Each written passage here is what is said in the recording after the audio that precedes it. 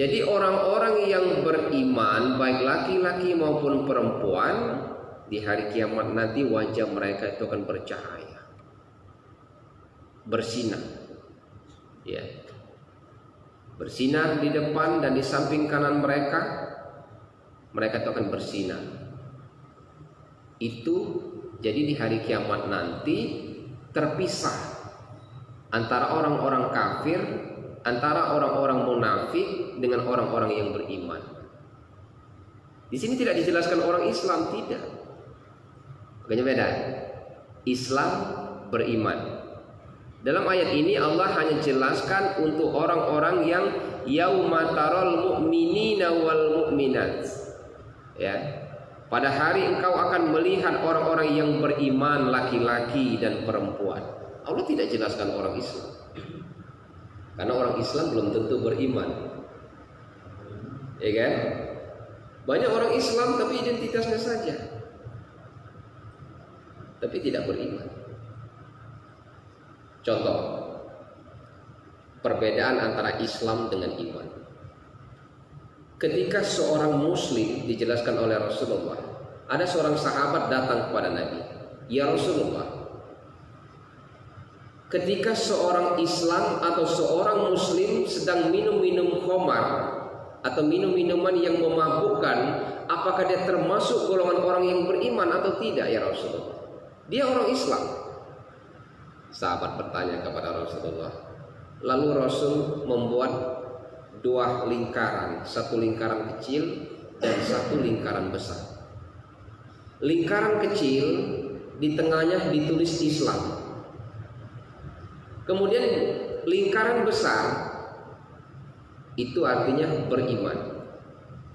Ketika orang melakukan kemaksiatan, salah satu contohnya minum minuman keras atau minum minuman khamar, maka dia keluar dari lingkaran besar, kata Nabi. Keluar dari lingkaran orang-orang yang beriman. Tapi kita mulai baik. Assalamualaikum warahmatullahi wabarakatuh.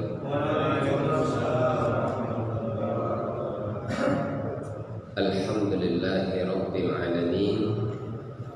Assalatu wassalamu ala rasulillah nabiyina Muhammadin wa ala alihi wa sahbihi ajma'in.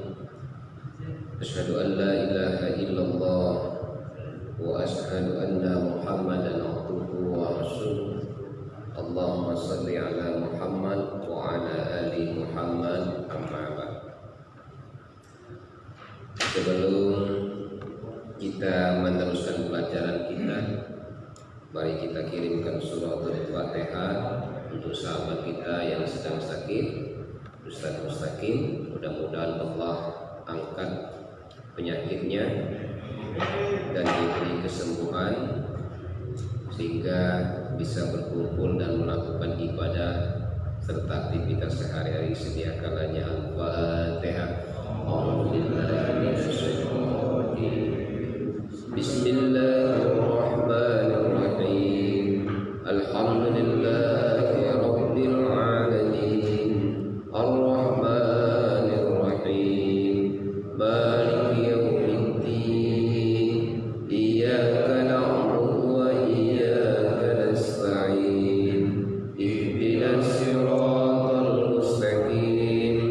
Siratal ladzina an'amta 'alaihim ghairil maghdubi 'alaihim waladdallin.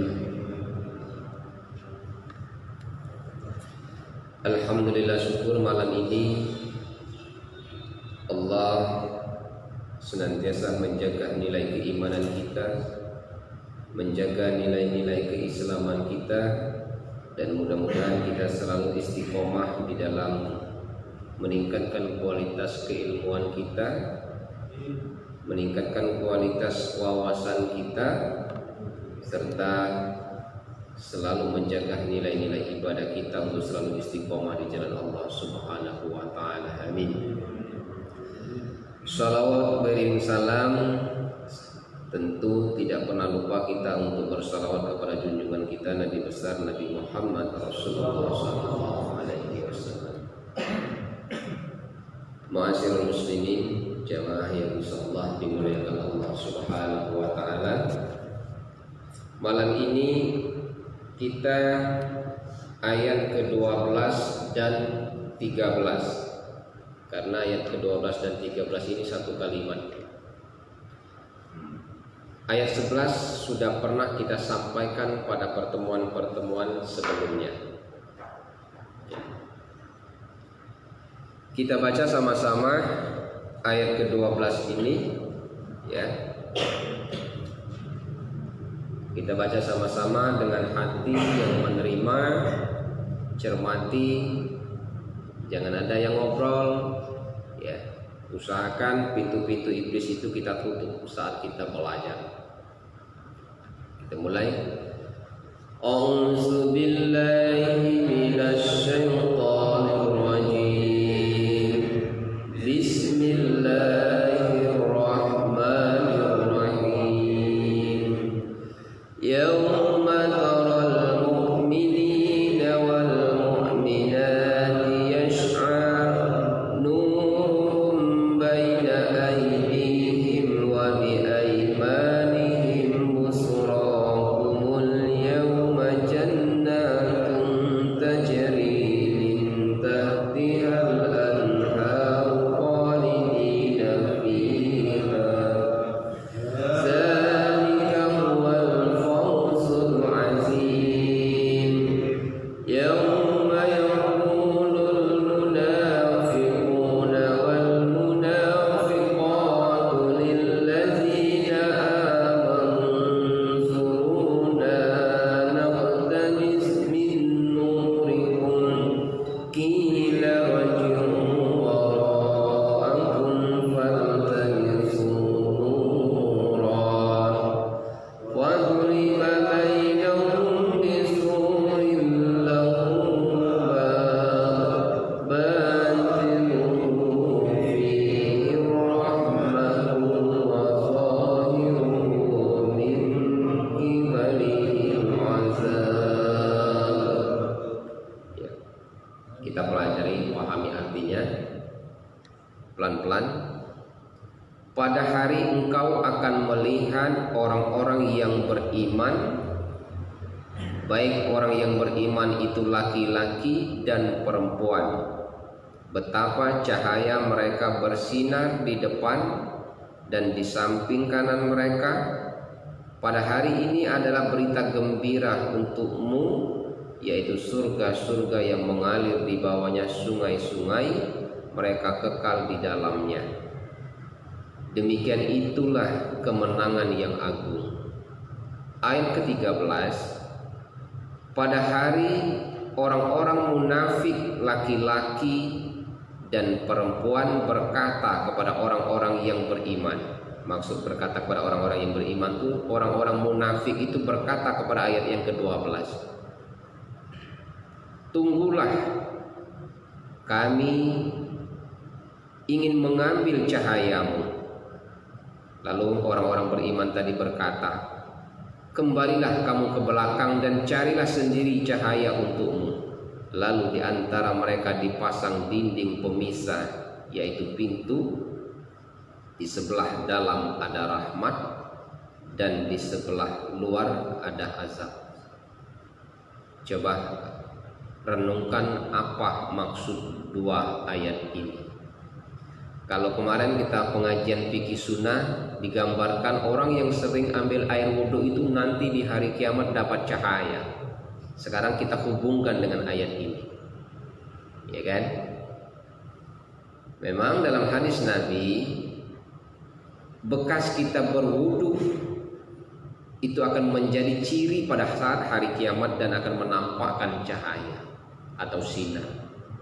Tetapi di dalam ayat ke-12 dan 13 ini, cahaya yang seperti apa yang Allah maksud itu?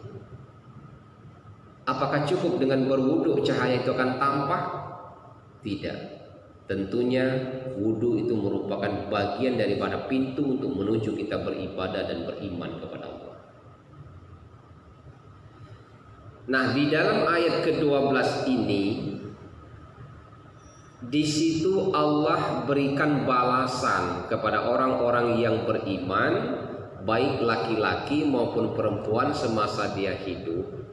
Nanti di hari kiamat, di hari yaumil akhir nanti, Allah kasih balasan.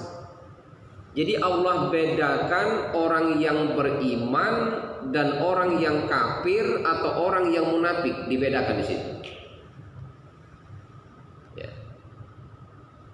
Jadi orang-orang yang beriman, baik laki-laki maupun perempuan, di hari kiamat nanti wajah mereka itu akan bercahaya, bersinar, ya, bersinar di depan dan di samping kanan mereka, mereka itu akan bersinar.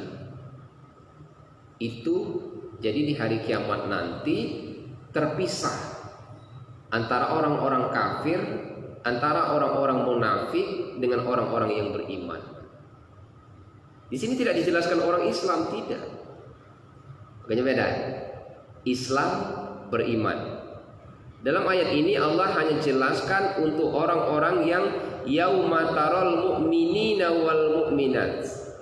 Ya. Pada hari engkau akan melihat orang-orang yang beriman, laki-laki dan perempuan. Allah tidak jelaskan orang Islam. Karena orang Islam belum tentu beriman, ya kan? Banyak orang Islam tapi identitasnya saja, tapi tidak beriman. Contoh, perbedaan antara Islam dengan iman. Ketika seorang Muslim, dijelaskan oleh Rasulullah, ada seorang sahabat datang kepada Nabi, ya Rasulullah, ketika seorang Islam atau seorang Muslim sedang minum-minum khamar atau minum-minuman yang memabukkan, apakah dia termasuk golongan orang yang beriman atau tidak ya Rasulullah? Dia orang Islam. Sahabat bertanya kepada Rasulullah. Lalu Rasul membuat dua lingkaran, satu lingkaran kecil dan satu lingkaran besar. Lingkaran kecil di tengahnya ditulis Islam. Kemudian lingkaran besar itu artinya beriman. Ketika orang melakukan kemaksiatan, salah satu contohnya minum minuman keras atau minum minuman khamar, maka dia keluar dari lingkaran besar, kata Nabi. Keluar dari lingkaran orang-orang yang beriman, tapi tetap masuk dalam lingkaran yang kecil, menjadi orang-orang Islam. Ketika kita mengucapkan syahadat, maka kita termasuk golongan orang-orang Islam. Tetapi Islam kita ketika kita tidak melakukan perintah Allah dan tidak menjauhi segala apa yang dilarang oleh Allah, maka nilai-nilai keimanan kita sungguh bisa dipertanyakan di situ. Jadi ayat ini Allah panggil hanya untuk orang-orang yang beriman, baik laki-laki dan perempuan, tidak untuk orang Islam, ya kan? Kenapa Ustaz dipanggil orang-orang yang beriman? Karena orang beriman itu banyak, mulai sejak dari zaman Nabi Adam sampai kepada zaman Nabi Muhammad, ya kan? Walaupun agamanya berbeda, ada Yahudi, Nasrani dan sebagainya. Islam adalah agama yang terakhir, adalah agama samawi yang terakhir, agama yang turun dari langit. Jadi Allah panggil dalam kalimat awal, yauma taral mu'minina wal mu'minat. Pada hari engkau akan melihat orang-orang yang beriman, laki-laki dan perempuan, dikasih dibalas cahaya oleh Allah. Artinya kita ini seperti ini.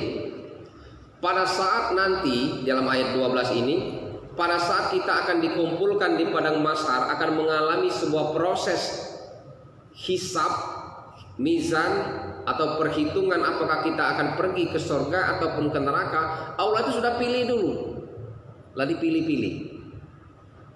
Makanya di dalam ayat ke-13 itu ada kalimat paduriba bainahum bisurillahillahu bab. Allah buat pintu pemisah. Nah, maksud pintu ini seperti ini gambarannya, Pak. pada saat hari kiamat itu manusia berkumpul di padang mahsyar, kita ini kan kalau mendengar sejarah-sejarah para cerita, kita tuh dikumpulkan, ya kan, dikumpulkan. Akan dihisab oleh Allah siapa yang akan pergi ke surga dan siapa akan pergi ke neraka balasannya. Tetapi sebelum kumpul di situ, Allah sudah filter dulu, disaring supaya mengurangi gawe. Nah, betul kan? Dibuatlah pintu pemisah oleh Allah. Untuk orang-orang yang masuk melalui pintu itu, maka dia akan mendapatkan rahmat. Tapi bagi orang-orang yang tidak masuk, artinya di luar, maka dia akan mendapatkan azab. Artinya Pak, di hari kiamat itu, di padang mahsyar, kita itu pintu pemisah yang dibuat oleh Allah itu sama seperti mungkin kita gambarkan kalau kita masuk bandara, ada impra merahnya. Ya kan, barang siapa yang pas saat di pintu itu akan tersedot masuk ke dalam. Nah, inilah orang-orang yang mukmin, baik laki-laki maupun perempuan. Tapi bagi mereka yang terpental di luar, maka itulah orang-orang yang mendapat azab. Untuk orang-orang yang kafir dan orang-orang yang munafik. Apa maksud ayat 12 ya? Allah hanya berikan kepada orang yang beriman. Artinya orang-orang yang beriman itu, pertama, di hari kiamat itu kita tidak usah hiraukan. Dari pengikut zaman Nabi Adam sampai pengikut zaman Nabi Muhammad sallallahu alaihi wasallam, Allah hanya pisahkan di hari kiamat itu orang-orang yang beriman laki-laki dan perempuan bercahaya, bersinar. Bersinar. Pada ayat ke-13, orang-orang kafir, orang-orang munafik, dia berkata, tunggulah. Pahamilah ayatnya. Kami akan ambil cahaya itu. Dia ingin ngambilnya cahaya, tapi tidak diberikan oleh Allah cahaya itu. Cahaya itu sudah dibuat batasan oleh Allah, ada pintu pemisah. Makanya dalam ayat ke-13 ini, pada hari orang-orang munafik laki-laki dan perempuan berkata kepada orang-orang yang beriman. Artinya dia berkata kepada orang-orang yang mendapat cahaya itu, tunggulah, kami akan ingin mengambil cahayamu. Jadi orang kafir dengan orang munafik itu, karena kita orang-orang yang beriman di hari kiamat itu mendapat cahaya, iri, timbul rasa penyesalan orang kafir dan orang munafik itu Pak. Dia berkata, kami ingin mengambil cahayamu. Bahasa kita, ambillah, tapi Allah buat pintu pemisah. Makanya ada kalimat di situ, paduriba bainahum bisuril lahu bab. Ya, Allah buat pintu pemisah di situ. Jadi gambaran Allah buat pintu pemisah, kita gambarkan sekali lagi seperti kita masuk bandara. Ada impra merah masuk. Apakah kita bawa alat-alat yang dilarang? Akan kelihatan. Tapi di hari kiamat, di padang mahsyar ini, sebelum diadakan proses pengadilan di hari kiamat, Allah sudah filter dulu supaya mengurangi gawe pengadilan. Jadi orang-orang kafir, orang-orang munafik itu terpental dulu nih Pak, tidak akan masuk. Makanya di sini orang-orang yang masuk mendapat rahmat, orang-orang yang di luar, yang terpental tidak masuk pintu, mendapat azab. Pertanyaan kedua, orang-orang kafir dan orang-orang munafik. Nah, ada dua situ, kafir, munafik. Kalau kafir siapa Pak Eko? Tidak mengakui Tuhan. Pak Zainuddin, kafir? Di luar agama Islam. Sini kafir, buka Ali Imran ayat 10. Buka Ali Imran ayat 10. Lembar pertama bagian belakang paling atas. Itu jelas Pak. Pernah kita sampaikan ini. Innal ladzina kafaru lan tughniya anhum amwaluhum wala auladuhum minallahi syai'a wa ulaika hum waqudun. Orang-orang kafir itu biar dia banyak harta, biar dia banyak anak, tidak akan mampu menolong dia dari azab yang Allah berikan. Wa ulaika hum waqudun, dan mereka itu akan menjadi bahan bakar api neraka.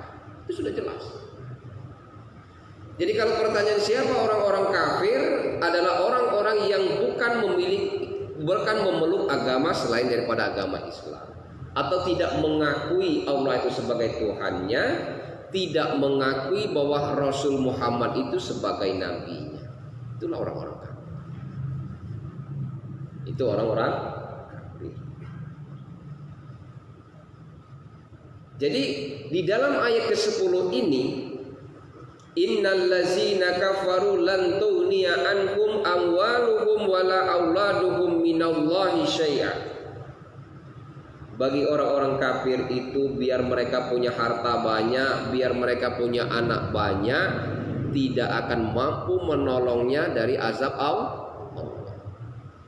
Paham maksudnya kan? Makanya kalau ada pertanyaan, Ustaz, di kampung kami ada orang kafir tapi kaya. Baik Ustaz, sering kasih bantuan dermawan, sering kasih bantuan infak, sering bantuan sedekah, ya, suka berbagi harta, ibarat bahasa gitu, dengan orang tidak pelit, selalu melakukan amal kebaikan. Apakah bernilai pahala di hadapan Allah? Dibantah oleh ayat ini. Tidak bernilai sedikit pun kebaikan itu di hadapan Allah. Karena kayak jadi biar dia berinfak, bersedekah atau berdermawan, suka membantu sesama, ya, biar miliaran dia banyak membantu, berinfak, anggaplah dihabiskan semua hartanya beribadah untuk melakukan kebaikan, tapi tidak bernilai ibadah sedikit pun di hadapan Allah. Itu orang-orang kafir. Makanya ayat ini tutup wa ulaika hum waqudun. Mereka itu akan kekal dan menjadi bahan bakar api neraka. Itu kafir. Sekarang munafik. Nah, munafik ini siapa? Ayo, Bik. Munafik itu siapa? Ya, oke. Itu cirinya. Sekarang orang munafik itu siapa? Bukan orang kafir. Di sini kan dua kelompok. Orang kafir dan orang munafik. Nah, dalam ayat ini kan, beriman, kafir, munafik. Nah, ini dalam ayat 12-13 ini ada 3 kelompok. Orang beriman, orang kafir, orang munafik. Nah, ada.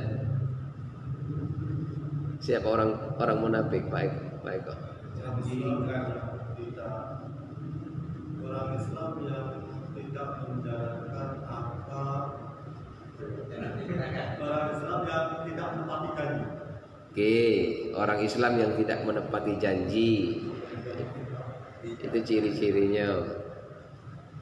Kita sudah sering jelaskan. Beriman, kafir, munafik, fasik. Nah, ini sudah sering kita jelaskan ini. Ya kan? Beriman, kafir, munafik, fasik. Ya.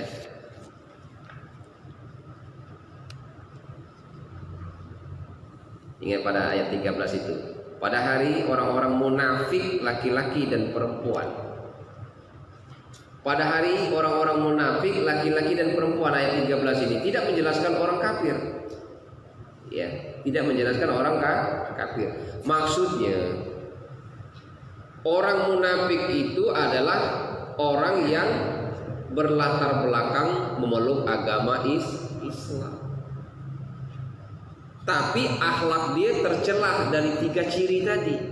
Berkata dusta, berjanji mengingkari, dipercaya berkhianat. Itu ciri orang munafik.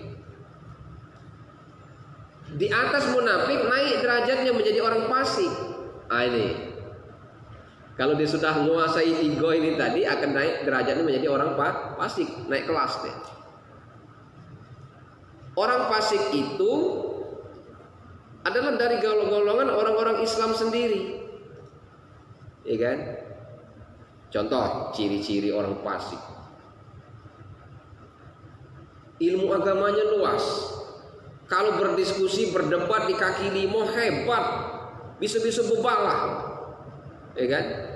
Tapi diajak masuk masjid agaklah, diajak ikut majelis taklim tidak mau, terdengar suara azan diulur-ulur. Tapi kalau berdebat di kaki lima tentang agama, wah kalah gitu, ya kan? Itu orang fasik. Hati-hati. Itu ciri orang fasik. Ciri kedua, contoh-contoh orang fasik: tidak pernah mau menerima pendapat orang lain, atau tidak pernah mau menerima pendapat para ulama-ulama yang lain, selalu merasa dirinya yang selalu paling benar. Itu ciri-ciri orang fasik, ya kan? Sehingga pengajian orang itu tidak ada yang benar, pengajian kamilah yang paling benar. Padahal Islam mengajarkan ta'awanu 'alal birri wa taqwa, berlomba-lombalah kalian di dalam kebaikan dan takwa, bukan saling menyesatkan. Jadi bedakan baik kok. Beriman, Islam, beriman, kafir, munafik, fasik. Bedakan ini. Kalau yang pertama Islam, beriman, kafir, munafik, fasik, tidak berjauhan ini. Ya, orang Islam belum tentu dia menjadi orang yang beriman. Bisa jadi KTP-nya baik. Contoh yang kucontohkan khotbah tadi, Islam itu berasal dari kata-kata 5. I Isa, S subuh, L itu luhur atau sholat zuhur, asar, maghrib. Baru sempurna Islamnya. Kalau Isa dikerjakan, subuh dikerjakan, kan? Luhur asar tinggal, maghrib dikerjakan. Agamanya bukan Islam, tidak sempurna nih. Jadi munafik dengan fasik itu bergandengan. Kalau sifat-sifat munafik itu sudah meresap di dalam jiwa dia, maka dia akan naik kelas menjadi orang-orang fasik. Kalau sudah menjadi orang fasik, mental, biar nasihat, biar seruan yang seperti apa baik kita ajak, menurut dia itulah yang paling benar. Padahal kebaikan itu adalah kembalikan kepada Al-Quran dan Sunnah, mencari kebenaran. Jangan langsung memvonis orang salah, cari dulu. Sharing dan saring.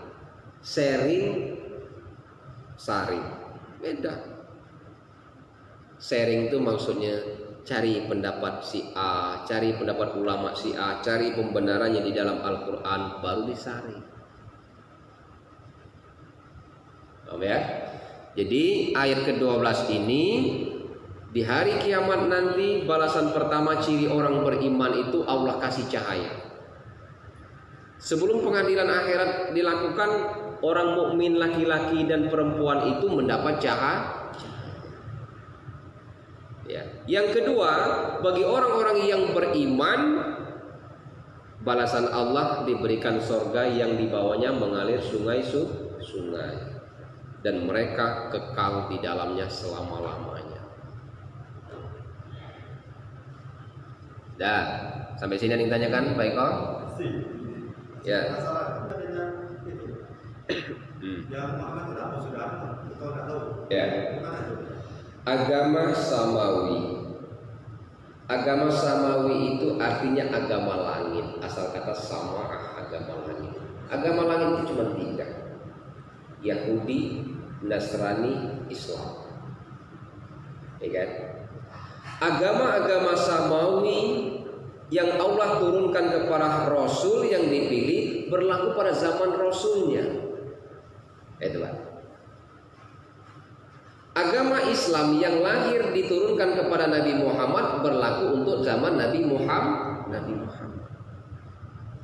Jadi orang-orang yang beriman baik pada zaman Nabi Adam sampai kepada zaman Nabi Muhammad ada bendera masing-masing pengikutnya di situ. Makanya pernah saya uraikan seperti ini.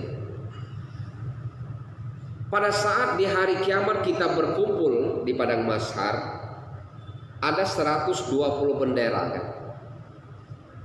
Ibaratnya bendera ini dipegang, dibawa oleh pengikut para nabi sejak dari Nabi Adam sampai Nabi Muhammad.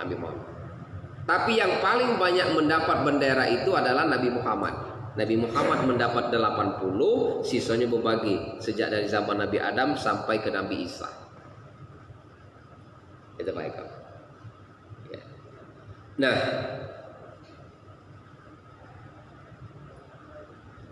selain daripada Islam, maka dia mendapatkan kerugian. Dia mendapatkan kerugian. Pak, apakah misalnya pengikut ajaran Nabi Isa alaihissalam, ya kan? Itu benar pada zaman Nabi Isa. Tapi begitu Nabi Muhammad diutus menjadi seorang rasul, Islam diturunkan ke alam dunia ini sebagai dinul Islam, maka yang berlaku agama Islam. Artinya orang-orang yang lahir sejak lahirnya Nabi Muhammad wajib dia seharusnya mengikuti agama yang benar. Makanya wa may yabtaghi ghairal islami dina, barang siapa yang memeluk agama Islam atau barang siapa yang memeluk agama selain daripada Islam, dia mendapatkan kerugian. Mendapatkan kerugian. Pertanyaannya, apakah agama-agama yang lain selain daripada agama Islam itu salah? Telah diatur kita di bangsa Indonesia ini melalui undang-undang. Makanya pasal 29 itu mengatur kerukunan umat beragama dengan dasar lakum dinukum waliyadin. Agama Tuhan, agama kita. Ya kan? Itu pembatasan terakhir. Makanya di dalam ilmu perbandingan agama, semua agama itu baik, tapi tidak semua agama itu benar. Karena kebenaran itu sesuai dengan penganutnya masing-masing. Orang Islam menganggap Islamlah yang paling benar. Orang Kristiani menganggap Kristianilah yang paling benar. Orang Hindu juga seperti itu dan seterusnya. Makanya negara berdasarkan ketuhanan yang Maha Esa. Itu pada pasal 29 supaya dirangkul kerukunan umat beragama itu. Tetapi bagi kita orang-orang Islam yang meyakini bahwa Allah itu adalah Tuhan kita dan Nabi Muhammad itu adalah Rasul kita dan mengakui Islam adalah agama yang terakhir, inilah yang akan mendapatkan cahaya balasan dari Allah Subhanahu wa taala. Masih ada baik kok?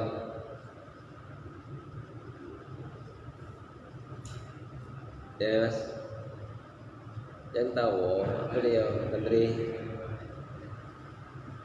Jadi kalau agama seluruh itu, jadi itu apa? Tuhan beda atau mana? Agama yang mana dulu? Cak mana maksudnya? Misalnya Hindu, ini itu Islam, misalnya. Yahudi, Nasrani, pengikut Yahudi, Nasrani itu agama Allah. Tapi berlaku pada zaman Nabi ketika itu. Ya kan? Berlaku pada zaman Nabi ketika itu. Ketika Nabi yang terakhir lahir, Nabi Muhammad pindah kepada zaman Nabi Muhammad. Nanti akan ketemu di apakah di Al-Muluk atau Al-Hadid ayat terakhir. Coba kita buka ayat-ayat terakhir Al-Hadid. Mungkin situ ada jawabannya.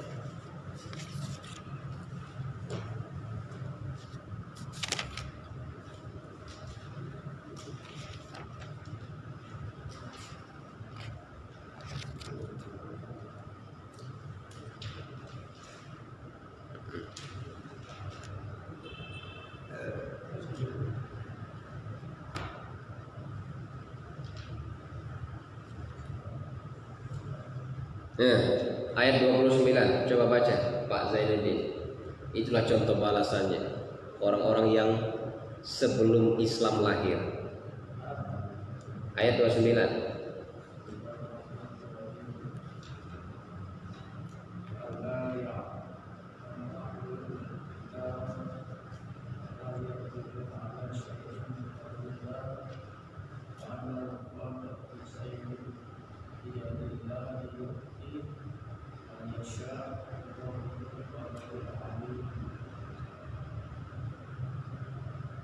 Artinya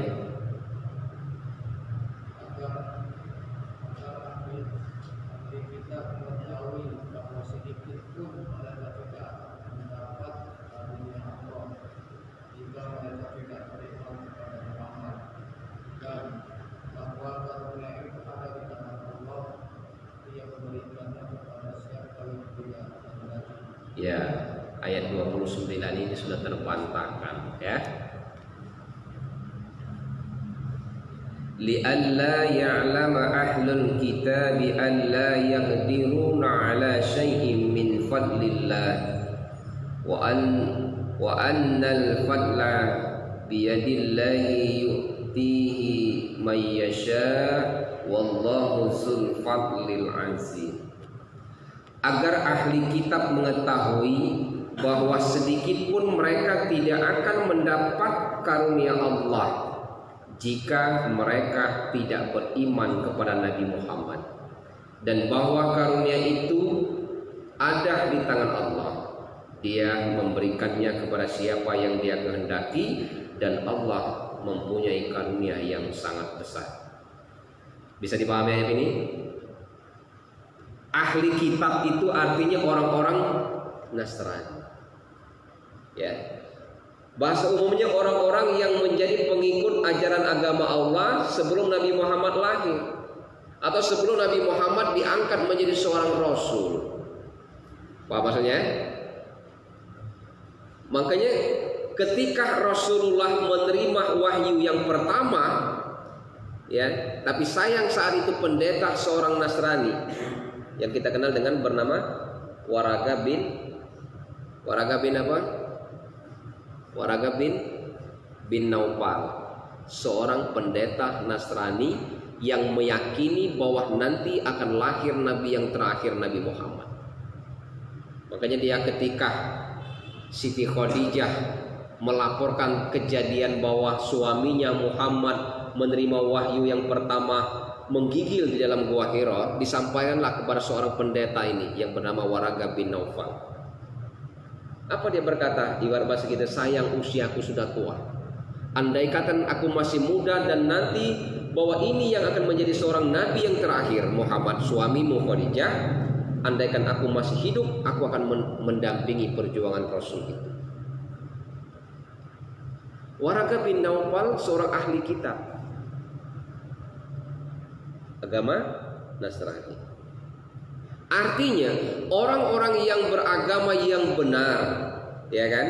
Sebelum Nabi Muhammad diangkat menjadi seorang rasul, ya, dia beragama mengikuti ajaran Nabi Isa sebelum Nabi Muhammad dilahirkan, itu dibenarkan. Itu maksudnya. Tapi setelah Nabi Muhammad diangkat menjadi rasul, menyeru manusia, umat manusia itu kembali kepada jalan Allah, mereka tidak meyakini dan mengakui Nabi Muhammad itu sebagai nabi yang terakhir, maka dia tidak akan mendapatkan karunia dan hidayah Allah. Sesat. Makanya ayat 29 itu sudah jelas. Itu jawabannya, baik-baik. Makanya ayat 29 ini agar ahli kitab mengetahui bahwa sedikit pun mereka tidak akan mendapat karunia Allah jika mereka tidak beriman kepada Nabi Muhammad. Itu Pak yang membatalkannya. Bahasa kasarnya, para pendeta-pendeta itu, ya, yang pengikut ajaran-ajaran Nabi Isa alaihissalam, mereka itu benar sebelum dibenarkan oleh Allah, sebelum Nabi Muhammad lahir atau diangkat menjadi seorang rasul. Tapi begitu Nabi Muhammad diangkat menjadi seorang rasul, seharusnya mereka beriman kepada rasul. Cuman itu Pak yang membatalkan dia. Jadi dia itu tidak mengakui Muhammad itu sebagai nabi yang terakhir. Itu baik kecacatannya.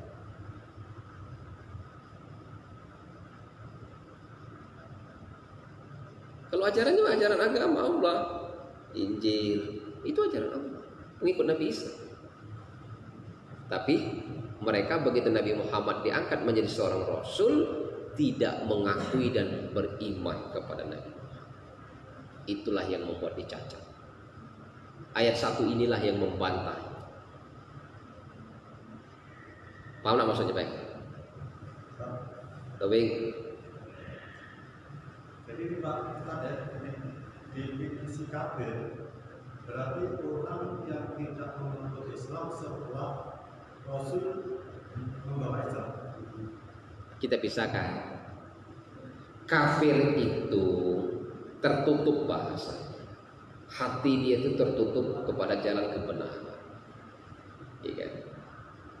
Nah, untuk di zaman akhir sekarang, orang-orang kafir itu adalah orang yang tidak beriman kepada Allah dan Rasul Muhammad. Artinya tidak masuk di dalam Islam. Itu kafir. Biar mereka pengikut agama yang sebelumnya agama yang benar. Tapi begitu Rasul diangkat menjadi seorang Rasul, kemudian tidak mau beriman seperti ayat ke-29 ini, terkategori orang yang kafir. Jadi bahasa umumnya kafir itu adalah orang yang memeluk agama selain daripada agama Islam.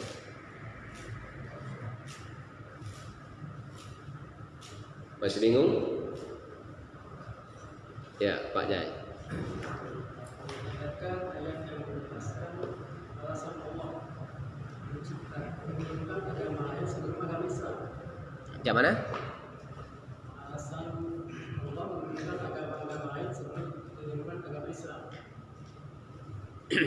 Kalau kan masih belum agama Islam bisa. Kalau bertanya apa alasan Allah itu menurunkan agama-agama atau menciptakan para nabi-nabi sebelum Nabi Muhammad, itu hak prerogatif Allah.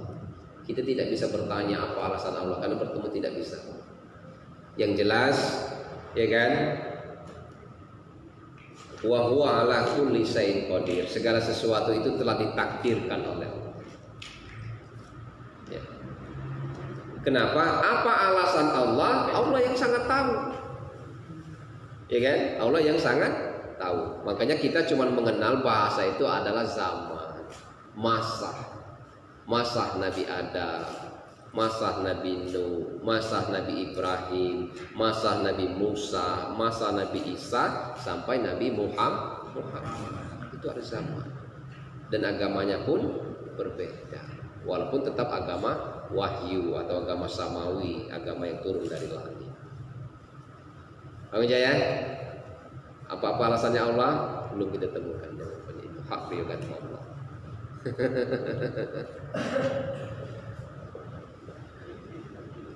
Yang lain?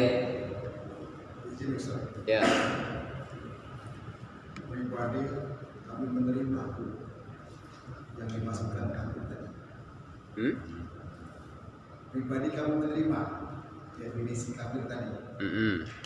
Tapi secara umum yang pernah kami dapatkan, kafir adalah orang yang tidak mengenal agama. Orang yang Tidak mengenal agama. Ada yang hidupnya tidak mendasari dengan agama Allah. Seperti yang kita ketahui suku yang baru kita kenal di Indonesia Timur yang dikenal mata biru, karena selama ini dihina yang tidak kenal. Barangkali itu Pak yang dimasukkan kafir. Kalau kita disamakan dengan kafir seperti itu, secara umum ini bisa bukan kelompok kita ini. Kalau kita terima, tapi kalau secara umum kita di luar, kita tidak boleh, tidak bisa mengatakan itu. Ini saja. iya, makanya saya turunkan mic. Jadi secara umum yang dimaksud dengan kafir itu adalah orang yang tidak memeluk agama selain daripada Islam. Ya kan? Tapi secara kenegaraan kita lah diatur tadi. Pasal 29. Ya, pasal 29, negara berdasarkan ketuhanan yang Maha Esa. Setiap warga negara berhak melaksanakan kegiatan agamanya itu sesuai dengan kepercayaan dan keyakinannya masing-masing. Karena Islam sudah mengatur lakum dinukum waliyadin. Tapi bagi kita orang Islam untuk memahami pengertian dan perbedaan apa itu Islam, apa itu beriman, apa itu kafir, apa itu munafik, dan apa itu fasik. Itu Pak maksudnya. Ya. Jadi dikatakan kafir itu adalah secara pengertian umum orang yang memeluk agama selain daripada Islam. Itu ya.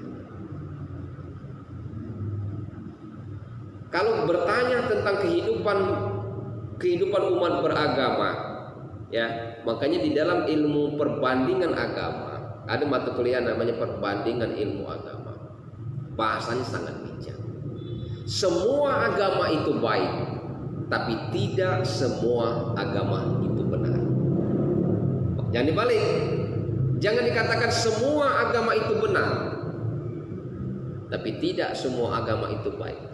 Jangan terbalik. Yang benar itu adalah semua agama itu baik, tapi tidak semua agama itu benar. Karena kebenaran sesuai dengan penganut dan keyakinan yang memeluknya masing-masing. Orang Islam meyakini dialah yang benar. Orang Kristen meyakini dialah yang benar. Orang Hindu meyakini dialah yang benar. Orang Konghucu meyakini dialah yang benar. Jadi semua ajaran agama itu adalah baik, tapi tidak semua agama itu benar, karena kebenaran tergantung daripada para pemeluknya. Itu Pak Warsono. Masih ditanyakan?